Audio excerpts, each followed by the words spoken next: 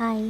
അതെ, അന്ന് ഞാൻ പറഞ്ഞില്ലേ അവിൽ വറുത്തെടുക്കുന്ന ഒരു സ്നാക്സ് ഞാൻ കാണിച്ചായിരുന്നു. അപ്പോൾ അതിൻ്റെ റെസിപ്പിയാണ് കേട്ടോ ഇത്. ഞാൻ ഉണ്ടാക്കിയതാണ്, അമ്മ പറഞ്ഞു തന്നു. അതിനുവേണ്ടി ഞാൻ 2 സ്പൂൺ നെയ്യ് ഒഴിച്ചിട്ട് അതിൽ പൊട്ടുകടലയും പിന്നെ കുറച്ച് കട്ട് ചെയ്ത് വെച്ചിരുന്ന തേങ്ങയും അണ്ടിപ്പരിപ്പും മുന്തിരിങ്ങയും കുറച്ച് എള്ളും കൂടെ ഇട്ട് നന്നായിട്ട് അതൊന്ന് ജസ്റ്റ് നന്നായിട്ട് വരണ്ട് വരണ്ട.